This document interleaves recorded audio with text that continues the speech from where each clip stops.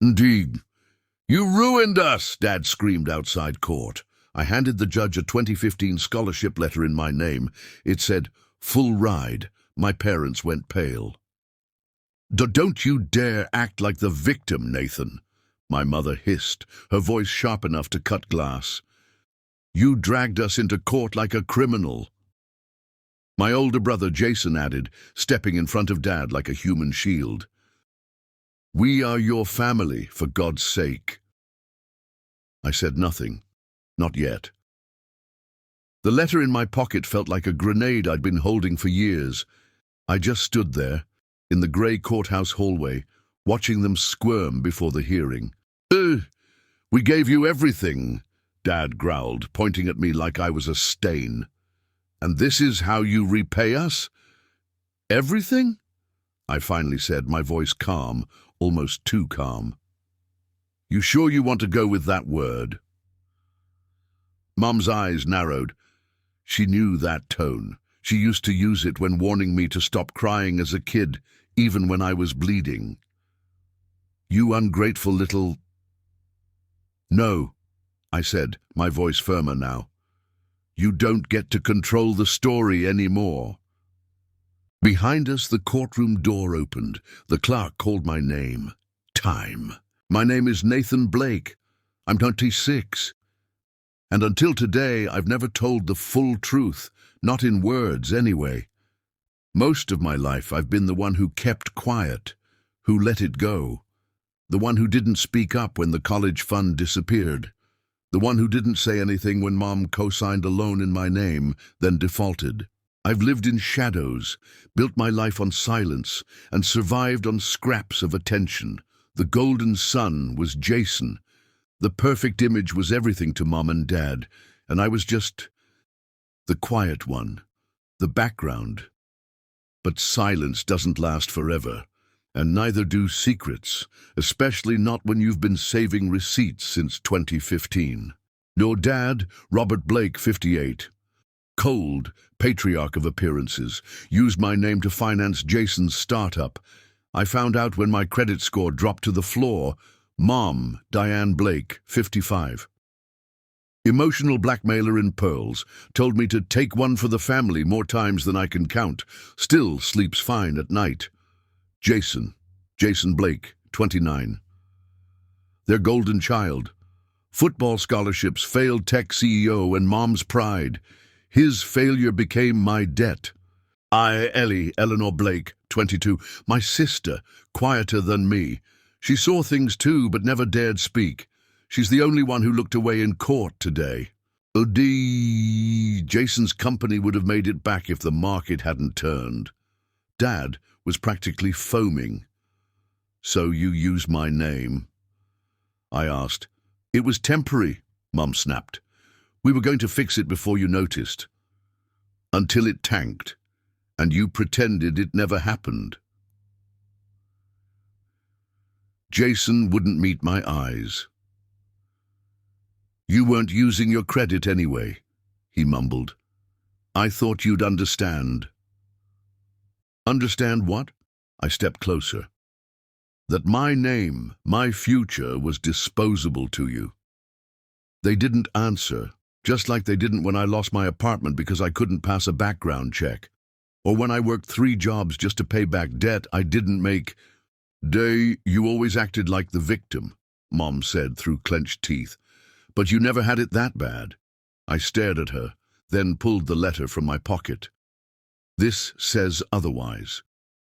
I unfolded the paper slowly like I'd practiced for years.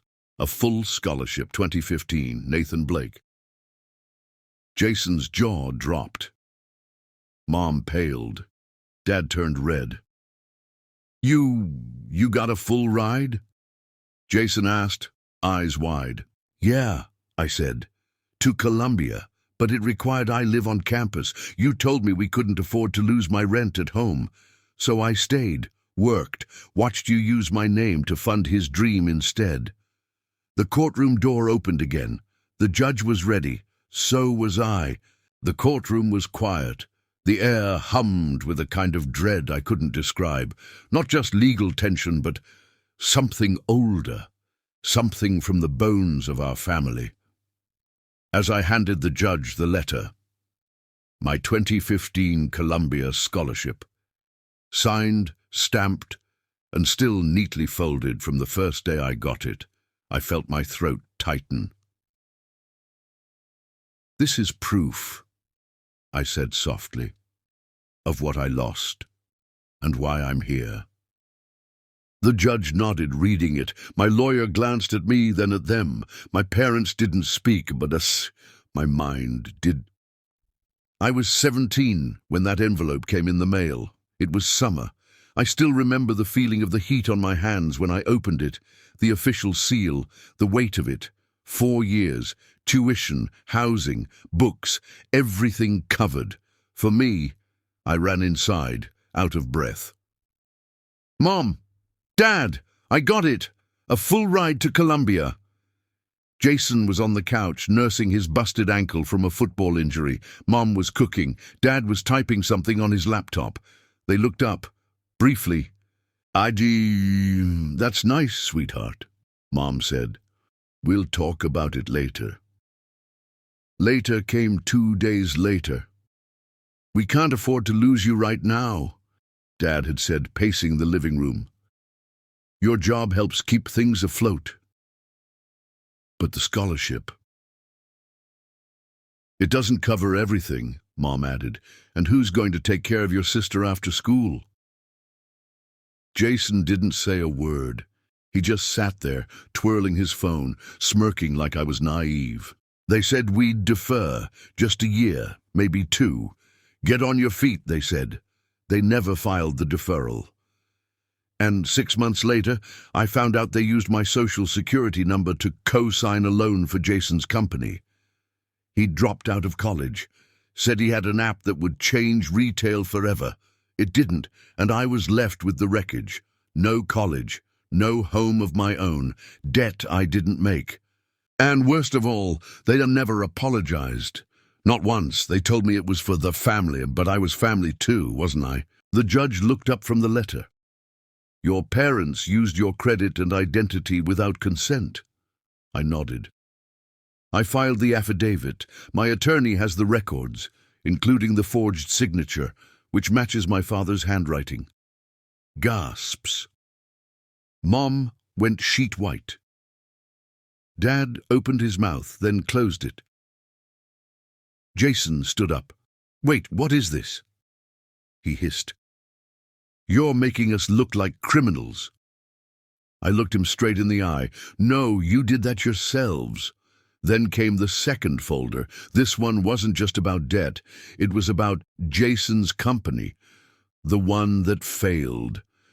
The one I supposedly co-signed. Except I hadn't just found out it tanked. I found out he withdrew the remainder of the loan.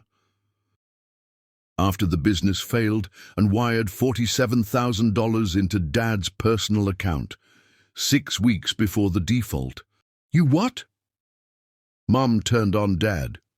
"You told me it was gone, that it was the market. I was going to pay it back."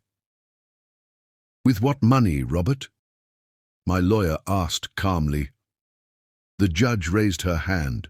"This will be reviewed thoroughly, but I suggest your family get legal counsel immediately." In that moment, the image cracked. The Blakes, the perfect family with polite Christmas cards and clean-cut photos, began to crumble in front of strangers.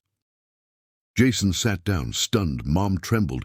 Dad just stared at me like he'd seen a ghost. But I wasn't dead. I was done. Outside the courtroom, chaos exploded. "How could you do this to us?"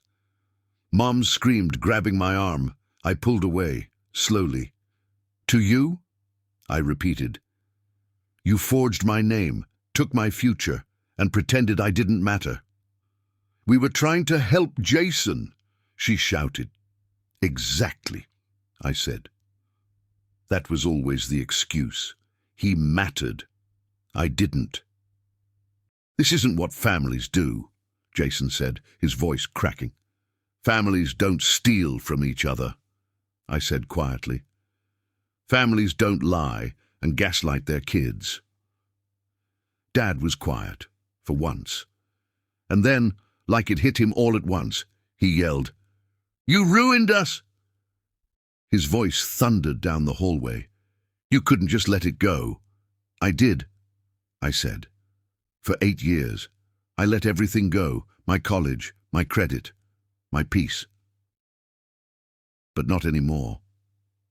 Ellie was standing near the exit, her eyes glossy, her hands shaking. She didn't speak, but she didn't look away either. The hearing wasn't over, not by a long shot, but something inside me was not broken, just finished, done waiting, done hurting silently. Outside, the sun hit my face for the first time in hours. I breathed in, deep.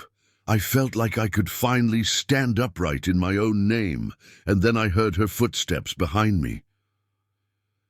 "Nate?" I turned. "Ellie, I'm sorry," she said, voice cracking. "I knew about the loan. I didn't know about Columbia or the letter. I was a kid, but I should have said something." I looked at her. "You were a kid," I said. "They made you choose silence. I don't blame you." She hugged me, first time in years, and that's when I knew I wasn't alone anymore. Even if the rest of them stayed broken. It's been 11 months since the hearing. The judge ruled in my favor. My parents were found liable for identity theft, financial fraud, and civil damages. Jason was sued by the bank. Dad filed for bankruptcy. Mom tried to spin it all as a misunderstanding, but it didn't hold. Me? I got my name back. My credit is healing. My peace is real. But more than that, I found my voice. I enrolled at a community college last fall. It's not Columbia, but it's mine. I tutor part-time. Ellie lives nearby. We have coffee on Saturdays and talk about things we were never allowed to say before. One day, maybe, I'll forgive Mom, maybe even Dad, when they earn it. But not because they asked. Because I've decided to live unchained. Jason tried to call last week. I let it go to voicemail. Maybe someday I'll call back.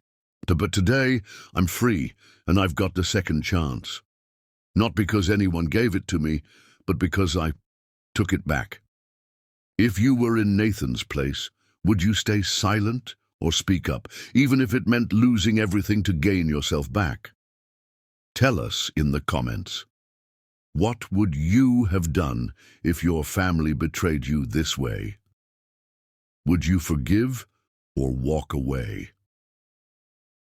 Don't forget to like, subscribe, and share this story with someone who needs to hear it, because sometimes silence isn't peace, it's just the slow death of your truth.